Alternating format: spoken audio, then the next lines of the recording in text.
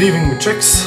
Another episode of your Beneficiaries tutorials. Hope you're enjoying these. Hope you're getting something out of them. I'm going to deal with a fairly long chapter today.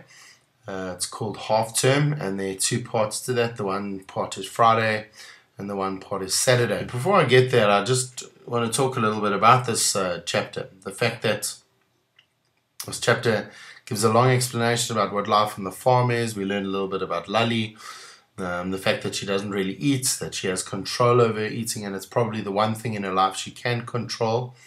We also read a lot about Pim and how the war has changed him, and how being away on the border has changed him. The conflict has changed how he sees things.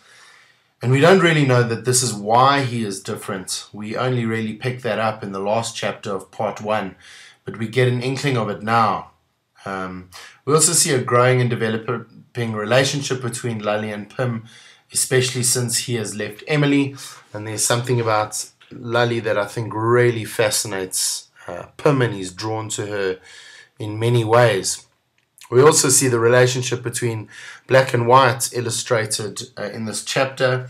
The fact that when black and white are children, there's no real divide. They play, they do everything together, and yet the minute they get older, something changes. And we see this difference, this change, particularly in the relationship between Pim and Becky, who were once incredible friends and now are not so much. Something has changed, and we'll look at a passage that speaks more about that. But let's get on with this. I'd like to first read this passage to you. The page number in your book will appear on the screen as well as we go through these passages, so be sure to turn there in your own books. In previous half terms, Lally, Pim, Ross, and Michael have played many rousing games of Kaffirs and colonists among the sombre mildewed stones of the ruin. And these days it might be very odd for us that the word Kaffir is used like it is. In fact, it's very hard for us to say these days, and we often refer to it as the K word. And yet Sarah Penny has chosen to use it not as shock factor, but just to speak about how it was used so prevalently back in those days. It gives you a good picture of what apartheid South Africa was like. Most particularly striking here is that they would play this game with the young black children. And so a word that was used in a derogatory way against black people is a word that they would call a game played with black children. And often for me that shows that when guys are youngsters, there's an innocence. They don't really understand what it's all about. They don't even understand the meanings of those words. Even the young black children aren't affected or offended by those words when they're young. And so that gives us a picture of how even young children are almost brainwashed as well by the apartheid government. The fact that even in such a young state they're exploring games like that. I want to move on a number of pages, and this relationship between Lally and Pim is starting to get more and more obvious. Lally has expressed the realization that possibly Pim is the only other one who really understands the truth. Remember, the truth that she's beginning to realize about the way things are in South Africa. In this short little quote here, it says, Lally gets Pim's hand and Ross's hand. Pim's skin feels dry, and there are calluses at the base of his fingers and on the side of his forefinger, and a tiny flickering pulse in his palm. And then this short bit that says, Ross's hand is less interesting and also less washed. But this idea of Pim's hand being interesting to her starts us thinking that maybe Lally is drawn to Pim too.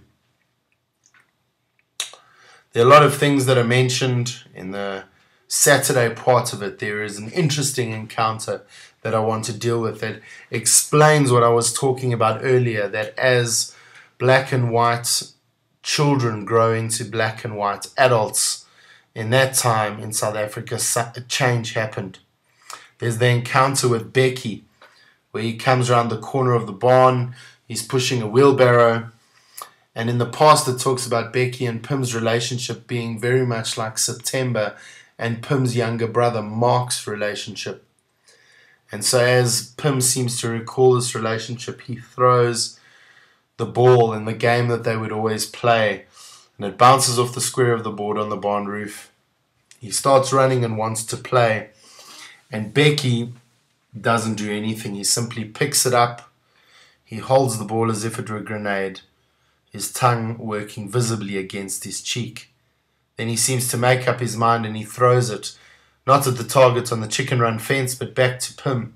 He gathers up the wheelbarrow, handles again, and nods respectfully to Uncle Pim. "Boss," says Becky, and wheels the barrow through the dust of the yard towards the bitch kennels.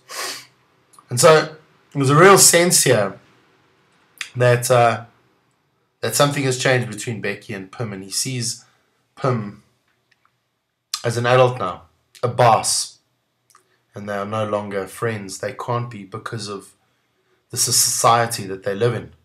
It's not because of anything else. It's because of what society demands. A little further down, it says this: Pim, who is frowning at the place where the tripe and the putu is being ladled into dogs' dishes, as if he failed to understand something which should have been so obvious.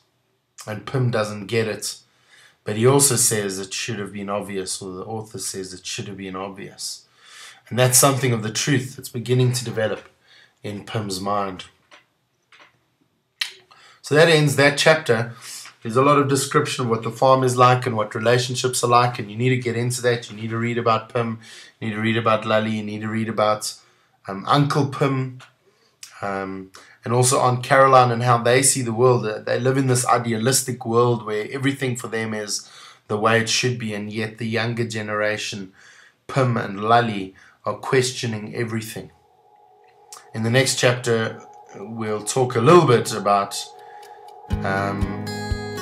Pim and Lally's relationship as they discover each other again in London. And in this chapter, it's the first chapter where it explicitly says that they're having an affair, although that is alluded to in other chapters. But now those allusions are cleared up and we know that they are having an affair, and what we have suspected all along is actually happening. So, chat again soon.